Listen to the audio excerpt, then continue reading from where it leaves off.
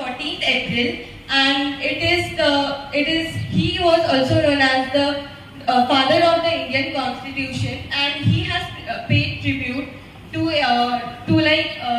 he has dedicated to do like many things. He had stopped the corruption and everything. Like he has gone for the politically and economically. He has stopped all the things. And whatever the discrimination was there for the Dalits and the poor people, he has also stopped it. So to tell you about his childhood, I would like to call Sarthak Shisode to tell in further. Childhood of Dr. B.R. Ambedkar. Ambedkar was born to Bhimabai and Ramji on 14 April 1891 in Army in Madhya Pradesh. Ambedkar's father was an Subedar in Indian Army. And after his retirement in 1894, the family moved to Satara. Shortly after this, Bhimrau's mother passed away. Dr. B.R. Ambedkar was an intelligent man. He enrolled and passed his 10th from International High School. Then the following year, he entered in the college, which was with the University of Bombay. In 1912, he obtained his degree in Economics and Politics Science from Bombay University. Thank you. Good morning everyone, I am Asmita Naude from class 10. So today I am going to tell you about his higher studies and degrees. After school education, Ambedkar applied to study at Columbia University to obtain a master's degree in economics. And by the time he completed his master's degree, he gave one of his theses called Ancient Indian Commerce. Also, he applied for the London School of Economics and got selected. He then became a political science professor at Sindhu College of Commerce and Economics, but later decided to continue his further studies and completed PhD degree in 1927 and was also awarded a doctorate by the University of Columbia in the same year. He also trained in the law at Gray's in London. So here we can see that he took the degree elementary in the year 1902 from the University Satara School, Maharashtra. Another is matriculation in the year 1907 from the University Elphinstone High School. And another is inter school in the year 1909 from the University Elphinstone College, Bombay. BA Economic Politics Science in the year 1930 from the University of Bombay. MA Economics Social History and Trade Politics in the year 1950 from the University Columbia University, New York. PhD in 1917 from the University Columbia University. Another is MSc in 1921 from the University London School of Economics. Bar at Law in 1920 in the University Gray's in London. 1922 to 1923, he spent some time in reading economics in the University of Bonn in Germany. DSc in 1923 from the University London School of Economics. Another degree is LLD in the year 1952 from the University Columbia University. Another is DLITT in the year 1953 from the University Osmania University, Hyderabad, India. Last but not least is #1 scholar in world from the University Columbia University, New York. From 10th and standing before you to tell the movements led by Dr. Ambedkar. First, in 1927, he started Marathi Coordinating Bahishrit Bharat and the same year established the Samaj Samada Sangha to propagate the gospel of social equality among untouchables and caste people. Second, in December 1927, Ambedkar led a Mahar Satyagraha to establish the rights of public untouchables and to draw water from public wells and tanks. In 1930, Ambedkar entered national political. He demanded separate electorates for the untouchables. Ambedkar launched full-fledged movement for Dalit rights during the 1930s. He demanded public drinking water sources open to all and right for all castes to enter temples. He openly condemned Hindu scriptures advocating discrimination and arranged symbolic demonstrations to enter the Kalaram temple in Nashik. Fourth, Ambedkar launched a movement against Dalit discrimination by engaging public opinion through his writings. writing in several periodicals such as Mok Nayak, Bahishrit Bharat, and Equality Janata, which he started for the protection of Dalit rights. He neglected the round table conference in London, where he asked to separate electorates for Dalits. 6. E-Communal Award 1932, announced by the British Prime Minister, provided for the separate electorates for the repressed classes. This led to the signing of Pune Pact in 1932 between Gandhiji and Ambedkar, which provided reservation for seats of the repressed classes in general constituencies. These classes were later designed as scheduled classes and scheduled tribes. 7. He founded the Independent Labour Party, known as IPL, in 1936 for protecting the interest of labour classes. Thank you. Well, I'm Kartiki from 10th. So today I'm going to tell you about some famous books written by Dr. Bhimrao Ambedkar. So first it is Caste in India, then Mechanism, Genesis and Development. Was published in 1916. After that, Mok Nayak Weekly was published in 1920. Then the well-known book of Ambedkar, The Problem of the Rupee, Its Origin and Its Solution, was published in 1923. Subsequently, Bahishrit Bharat, India Ostracized, was published in 1927. After that, Janata Weekly was published in 1930.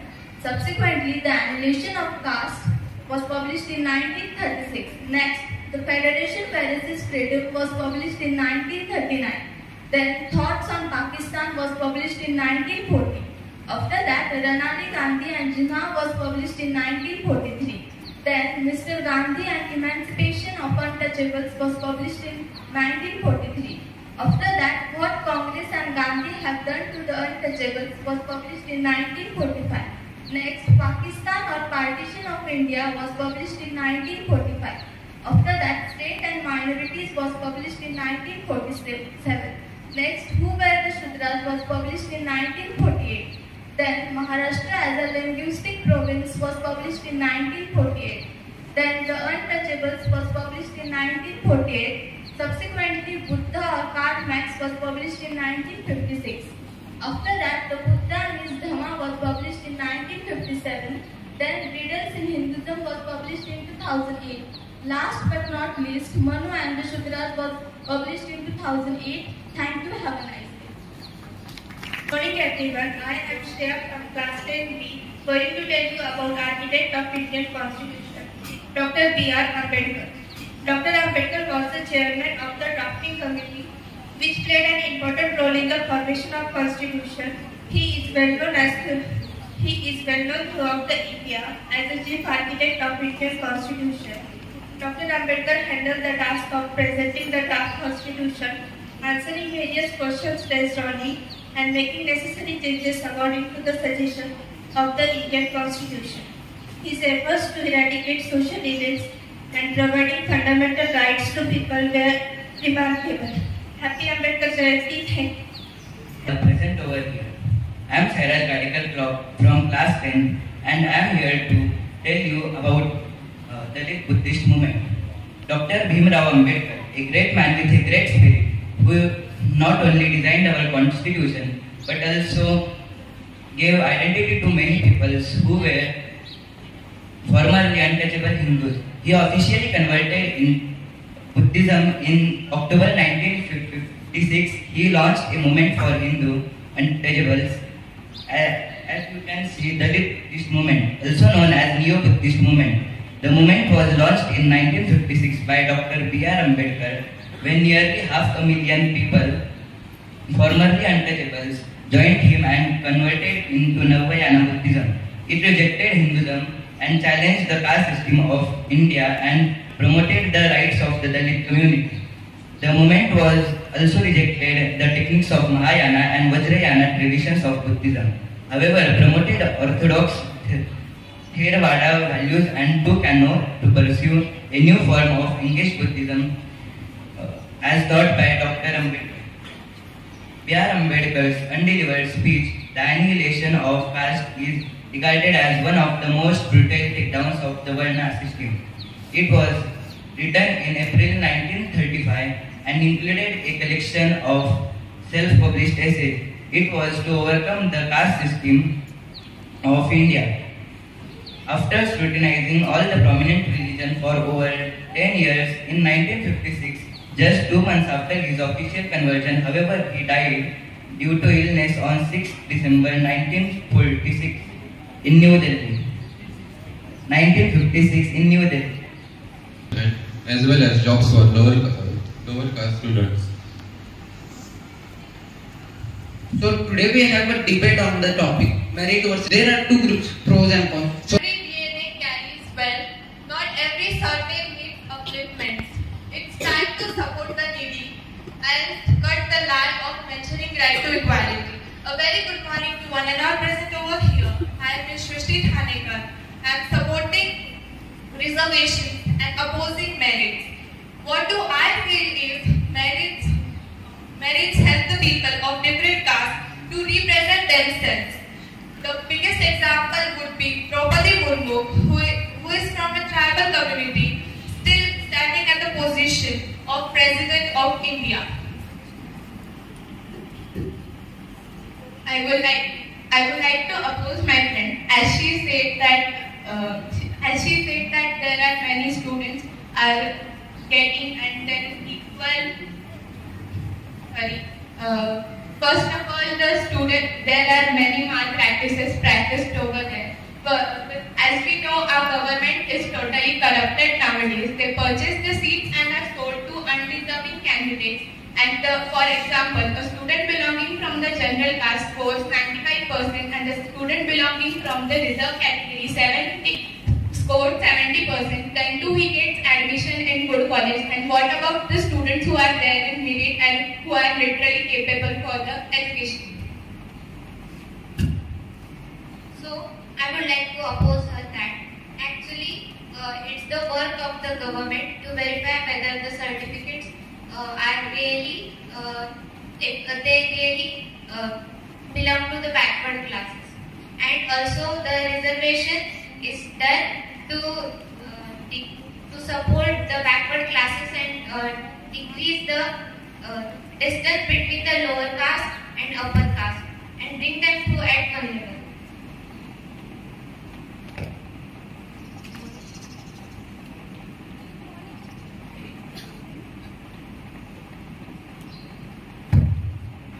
There is a creamy layer in reserve categories who are actually prevailed and get more prevailed by using their certificates. And as she said that they get government should verify their certificate. But what about the people who have actually more income and then you misuse their certificates?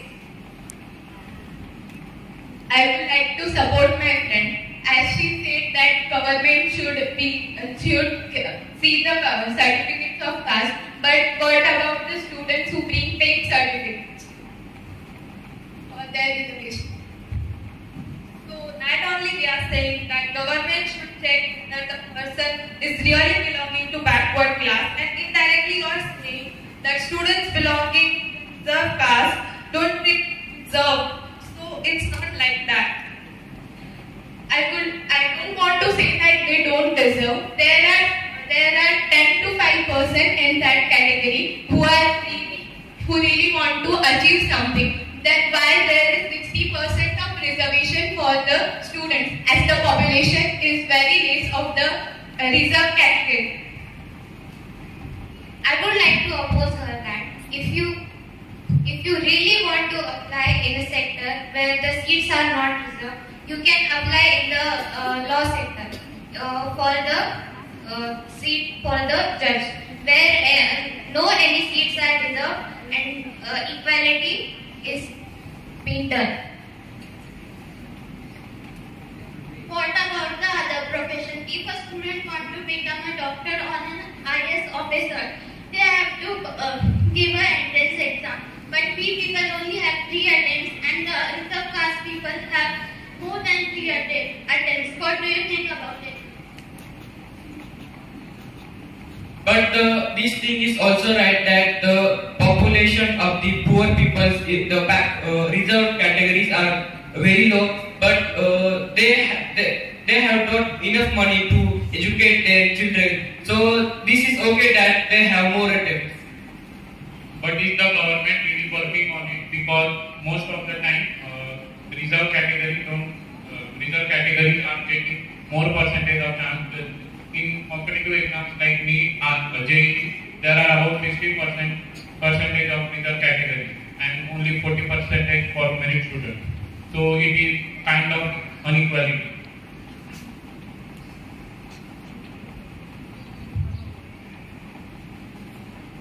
Actually, it's not the fault of the people who belong to the backward classes.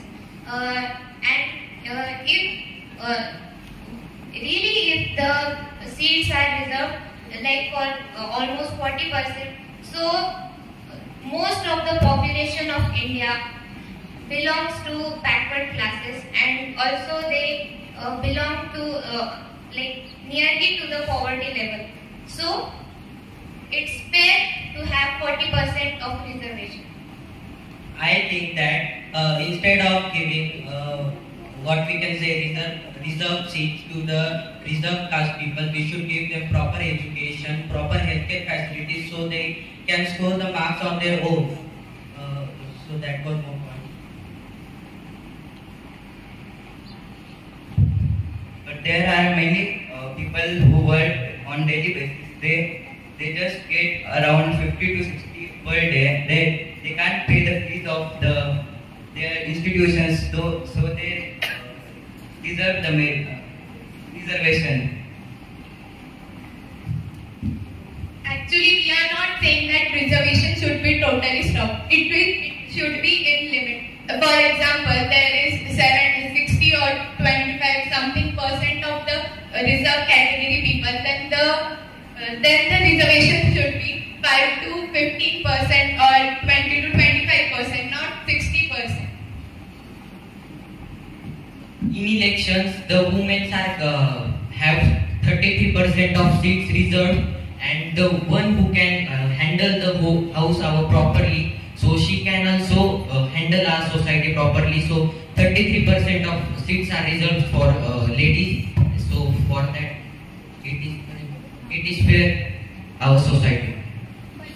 But some of the women are misusing it. For example, Tina Davi, she belongs to reserved category. Her family was already earning in land, but she used her status and passed the UPSC examination and become IAS officer. What do you think about it? This should be checked by government. So they are belonging to, means they are. But their seats are reserved now. So she is using her reservation, his caste certificate and taking, and she had that IAS degree. So reservation is not open.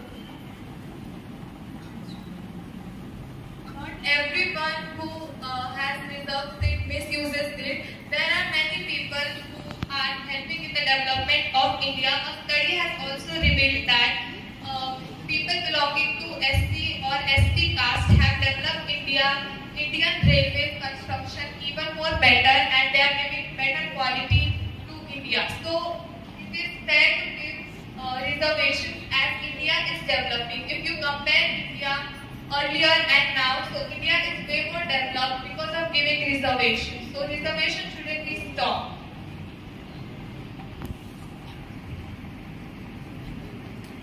We are not saying that reservation should be permanently stopped. It should be somehow minimized because the percentage given by government is too much. And it's not that only poorers are belonging to reserved categories. There are many rich people and they are using their certificates for that. Also Sadhguru has said that if you not skill India, you will kill it. So we are not opposing to skilled people who belong to reserved categories, but they are misusing it.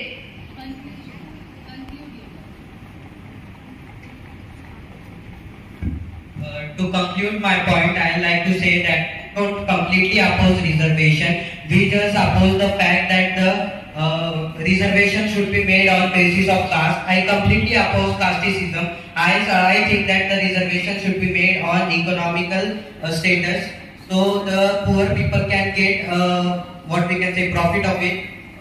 So I will say that reservation, and also it should be in a proper ratio like 10 to 20%. To conclude my point, I'll say that reservation is important, but only for economically weaker people, not the basis of caste. If we will do this and we will continue this, then the non-reserved caste people from economically higher background will come downwards and form a new caste, and this will happen again and again and again, and they will become marginalized. So I think that it should be